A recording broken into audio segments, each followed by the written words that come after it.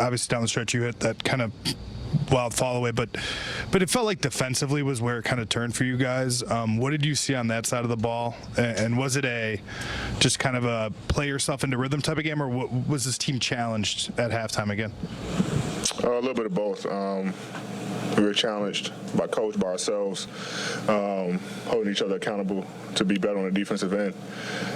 They came out with a 35-point quarter and a 32-point quarter, and we're not that team. We take pride on the defensive end. We hold each other accountable on the defensive end.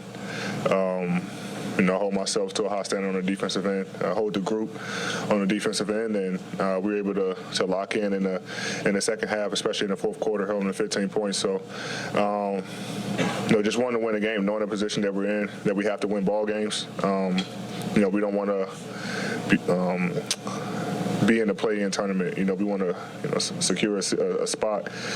So we know that it starts with the defensive end, and we're able to buckle down defensively after halftime and come away with a win. Did the Western Conference coaches get it wrong? Should you have been on the All-Star team?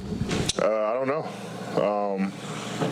Obviously missing 5.5 weeks hurt, but I'm pretty sure my wife would be happy. So, and my kids. So, it is what it is. In the time you were out, obviously it was about getting healthy, but you were playing so well. People were bringing your name up in the MVP conversation.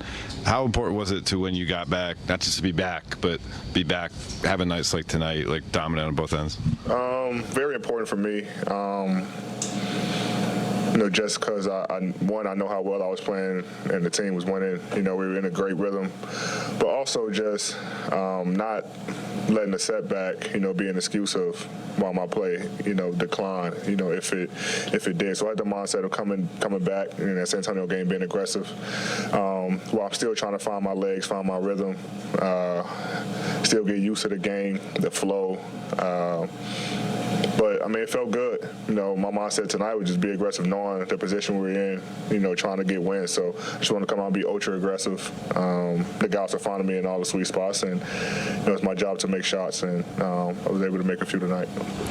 AD, when did you find out about the All-Star reserves, and then did that motivate you at all? Because I think it happened early in the game, kind of early first quarter. Mike Trudell told me, so I didn't find out to the end. But like I said, it doesn't. It is what it is. I'm here to win, to try to compete for championships, not to get in the All-Star game. If it happens, obviously that's great. It's always an honor. But like I said, my wife is ecstatic. She already texted me. So where are we going? So it's cool. AD, as you know, trade deadline rumors are what they are. That can exert a lot of pressure on a locker room. What do you think it says about you guys that you won these last two games, and what are you kind of seeing in guys in the locker room just kind of handling that? We're just playing.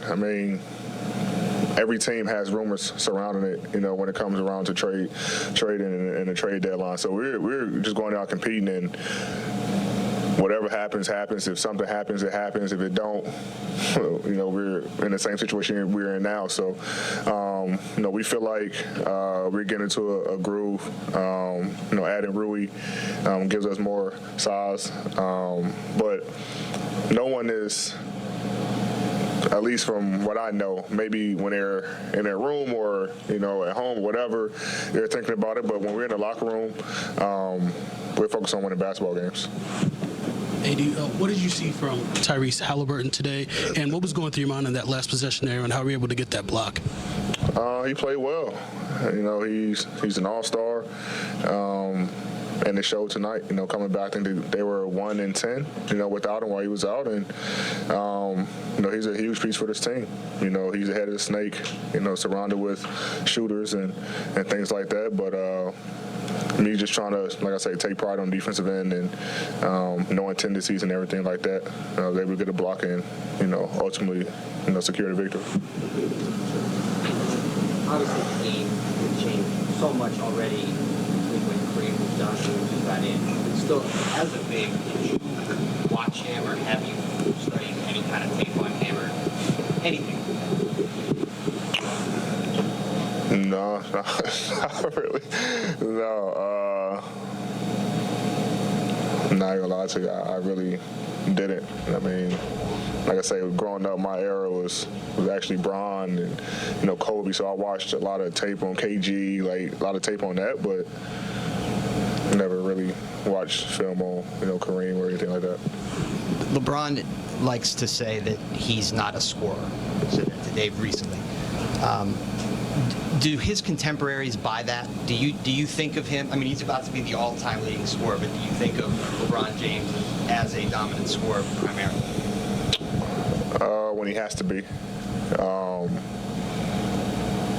He's all about team. He wants to get the team involved. But when he has to be a scorer and has to take over a game or a series or whatever, he can be that. He does it all.